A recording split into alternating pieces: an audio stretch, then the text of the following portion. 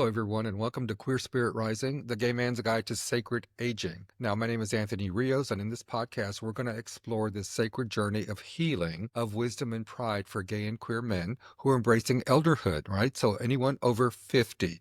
So, again, my name is Anthony Rios, and now together, we're going to walk this path and this next chapter of our life that's really about becoming more whole, more vibrant, more free. So, again, Queer Spirit Rising, the gay man's guide to sacred aging. Now, in this episode, we're going to talk about something that's a little bit tough for me because, really I don't talk about it enough with my peers. And I want to start this conversation with you because it's really important. So we're going to talk about what I call the wounded healer and what it means to heal old scars, to heal the old scars so that we begin this journey of healing, of inner healing, and embrace the wisdom and the peace that's on the other side of dealing with these wounds and these hurts that we've experienced throughout our life. So it really is a way to embrace wisdom, get to a new place of inner peace with yourself. So I'm going to be talking a lot about what that means to be a wounded healer and the experience we've had or experiences that we've had throughout our life that have shaped us, that have formed us as gay people, as queer people, and have a lot of these experiences have made us or trained us to live in certain ways so that we can fit in to the society, whether it's society at large or in our own community. And there's a lot to be said about that, about how we make ourselves fit inside the gay world. Now, this may not be true for you, but I know it's been true for me over the years of, feeling like someone who didn't fit in even inside of the gay world. So I think it's important to talk about that and to understand that that's a reality. So many men over the age of 50, so many gay men, queer men, we carry these emotional scars that have accumulated over our adult life. And so many people suppress it. They suppress it. I suppressed it in my early years, 20s and 30s, with drugs and with alcohol and with lots of anonymous sex. So there are different experiences that have happened that contributed to that way of living. Now, I also have to say, when I first came out, I'm now 63, and this podcast is targeted to people over the age of 50, gay and queer men over 50. But I'm 63. So when I came out in 1980, I was 19. And the only avenue to come out was in a bar, was in a gay bar. And the gay bars were hopping. They were definitely hopping. But that's where I learned what it meant to be gay, to live gay, to be out, and to be among other gay people. But my role models were in a bar. God love them. God love these people. I was raised by queens, and I love all those crazy queens. And it was a bar scene with lots of alcohol, lots of drugs, and lots of sex. So if you're my age and you were out and you were open back then, you know what I'm talking about, right? You could go to Sunday tea dance and get a pitcher of beer for a quarter, right? You could go somewhere and dance all night long, and you could probably have 10 cocktails for under $5. And we did that. So that's a long way to say that there are emotional wounds and hurts from living like that. And there are also spiritual wounds and hurts that we've experienced along the way that are from decades of adapting, surviving, right? And making ourselves fit into this system, this society. And for many people, it also included a lot of silence, saying nothing. And these unspoken wounds are deep, and they're deeply felt, because I know I have felt them over the years, and I've done a lot of inner healing work, which is what I want to share with you as we move along, is how to heal and how to move forward and reconnect with your divine self. But especially as we age, we get to this certain point in life, especially in the world of gay and queer men, you get to a point where I know I have experienced it. I'm like, these young queens are like, yeah, you're old. You're old, we can't be bothered with you. And it is just like a big, excuse me? What the hell are you talking about? So that's a wound that continues. Because so many of us have bought into this notion of after 40, you're an old guy in the gay world. You're an old queen now. And I use the word queen a lot. If that bothers you, you're going to have to get over it, because I use the queen a lot. As I said, I was raised by queens and I love those queens. I'm a big queen from the old school, but it's about embracing that. And that's when you do the inner work of healing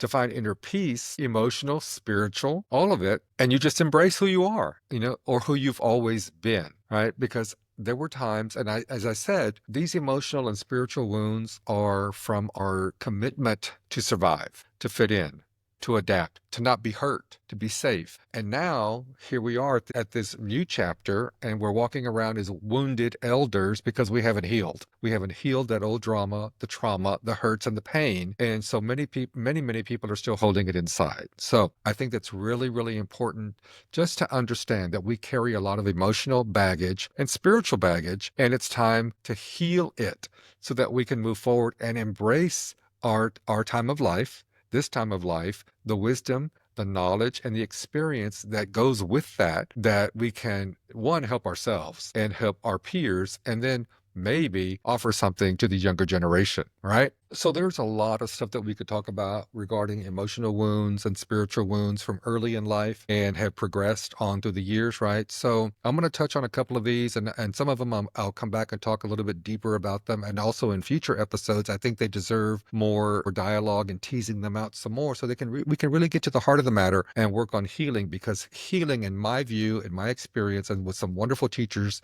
that I've worked with over the years and mentors, is that the hurt, the pain, the trauma, whether it's big T trauma or little t trauma, and I've experienced both, and I'm sure many of you have as well, it has to be named. It has to be named, it has to be looked at, and it has to be dealt with, not in a hurtful way, not to relive it or to re-experience it, but to acknowledge it. We can't get to any kind of real emotional healing, spiritual healing, without simply naming it, acknowledging it, honoring it, and then figuring out what to do with it, right? And that's in the healing processes that we talk about. But then what do we do to heal it, right? So just some quick examples here about some of the emotional and spiritual wounds that we may have experienced over time. And I'm kind of grinning about it now because, the more I look at it, the more I say, man, that was some cold shit. That was some cold-blooded, mean, awful, hateful, hurtful, all of it, right? That was some hardcore bullshit that we went through. I went through, and I'm sure many of you went through. But the point is, we're here. We're still here. Now what? Okay, I'm 63. Now what am I going to do with the rest of my life? So rejection. Many of us have experienced rejection on many different levels. Abandonment early on in life on many different levels. So, being in school, whether it was middle school, high school, getting called names, right? That's rejection. Big time. Being bullied. That happened to me. I remember it happening from teachers in high school. I was very fortunate in my high school. There was a counselor who I complained to about this one particular teacher. And from an early age, I began to stand up for myself because I knew it was different, and I knew if I didn't stand up for myself, nobody else would. So I had some nerve back then to do it. And I'll never forget that counselor, because he listened to me, he listened to what I had to say, and he helped me, and he dealt with that teacher and her homophobic actions to me, a student, a minor, in her care in high school, right? And he dealt with that. I'll never forget that. So that gave me some insight early on that there are what we now say allies, but there were people who were on your side, right? Who would listen to you, who would sympathize with you and help you. So rejection, abandonment, I experienced that in being told that your sexuality is shameful and sinful. That's the big one. That's the big one in our spiritual journey. It's a sin. You're going to go to hell and you can't do that. And, that's against God and all this other stuff. And I'm sure many of you, like me, know lots and lots of gay men who went to some kind of Bible school, and they went to church every Sunday. I was a good church going boy, but we experienced that rejection and abandonment early on in life. So I want to share something with you. When I was a freshman in college, there was a student group, a Mexican-American student group at the University of Texas at Austin. And I went to a couple of meetings. I introduced myself. I'm 18 years old. I'm just green in the whole thing. I'm a freshman at UT. And I introduced myself, and I let them know that I'm gay. I'm openly gay. This is gay. I don't know if we called it pride back then, but it was all about, be out, come out of the closet, all that kind of thing. And I introduced myself. And I want to say by the second meeting, maybe by the third meeting, I could tell that I was not welcome there. Whether that was true or not, I don't know, but I felt unwelcome. I felt unsafe, unwelcome in a group that I thought would be welcoming to me. And I'm sure many of you have similar stories about stuff in school, in university, or maybe the flip side. Maybe you were silent. Maybe you were just completely in the closet. You knew you were gay. You might even have been going to bar, but you were in the closet. and you kept your mouth shut. You just did your work, you did your studies, and you got out of there as soon as you could, right? So there's rejection from church, family, school, all that stuff. Some people, this didn't happen to me, but some people lose their connection with their family of origin. Get kicked out of the house, right? That is not uncommon. A lot of people back in those days got kicked out of the house. It still happens today. It still happens today that people get kicked out of the house, rejected by their families, by their parents, some by their siblings, right? Excuse me. I didn't really have that kind of experience. I kind of separated myself because I was dealing with internalized shame and questioning how I needed to comport myself around family gatherings and family events and things like that. It was a big Hispanic family, lots of cousins, lots of people in this big Mexican American family unit.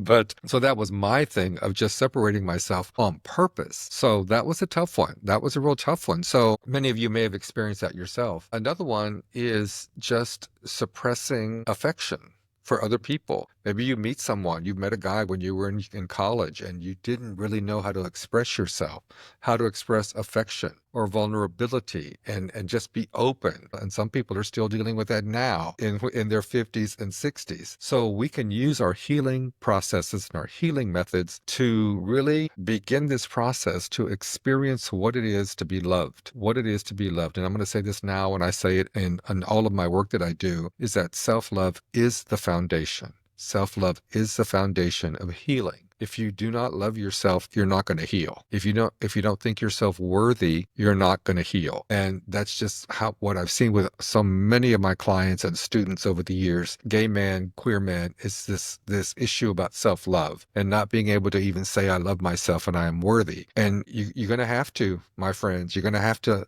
practice self-love, practice self-worth. And if it's something completely foreign to you, I feel you and I can help you and others can help you to practice that so you can have affection for yourself first and foremost and love for yourself first and foremost. So another piece on this about affection and vulnerability is that, again, like I said, I came out in 1980. So my role models were other men in a bar, and you'd see people making out in the bar and, in this corner and that corner and all this kind of stuff. So that's what it looked like to be affectionate. I don't think it was romantic in retrospect, but that's what it looked like. That's how I learned. And I'm sure that's how many of you learned, right? Because everything was done in secret. Everything was hidden, right? And unfortunately, that's just how our life was. So what else do I want to say about that? Yeah, there's a lot we could talk about on that. I'm just going over some simple points here about how we've experienced these emotional hurts and traumas and the spiritual hurt and trauma. And we internalize them, we suppress them, we keep quiet about them, we don't talk about them, and we go on with our life. And all of that gets suppressed. And all of that contributes to the shame, the guilt, the hiding, the not being true to yourself, and all of that contributes to how we manage ourselves to fit in to society over now decades, right? How we manipulate ourselves to fit in, whether it's how we dress, how we speak, what kind of jobs we have, will we get multiple degrees or we don't get a degree, we just go to work and that's it. Right. And so many people keep silent about what they're dealing with. And for those of us who are now at this particular age, it's time to move on from the past, let it go, heal it, heal those old wounds, heal those old traumas so that you can move forward. And again, like I said at the beginning, embrace the wisdom, embrace who you really are, and reconnect with your divine spirit, reconnect with your divine essence. So really, once you get going on this journey, on this path of personal healing, of spiritual healing, the inner healing work that you'll get more familiar with these tools that I'm talking about, right? The shamanic tools, somatic work, the meditation tools, things like that. So once you get started on that path, you'll get more familiar with the tools that are available to you, which ones really resonate with you, and the ones that you want to use further. Now, I'm a shamanic teacher, a shamanic practitioner, so I'm a big proponent of that. It's an amazing, amazing practice. So I'll be talking about that a lot. But you want to find something that works for you as you begin to work on healing these wounds that you've experienced all throughout your adult life, really from childhood, that have really shaped how you maneuver and manage in the society at large. And as we get older, as we age, there are lots of things that we can heal and we can release using these spiritual tools that we have to really let go of a lot of stuff, clear a lot of stuff up that lets us really experience a new level of freedom and liberation in our body, our mind, and our spirit. Okay. So I'm going to leave it there for now. Thank you for listening. And if you like what you're hearing here on this podcast, please subscribe to the podcast, share it with your gay and queer brothers, so that they can also have access to the power of inner healing, spiritual healing. So, like the podcast, share the podcast, subscribe to the podcast, and I look forward to sharing some more with you very soon. Again, my name is Anthony Rios, the Healing Shaman. This is Queer Spirit Rising, a gay man's guide to sacred aging. I'll talk to you again real soon. Thanks now. Looking for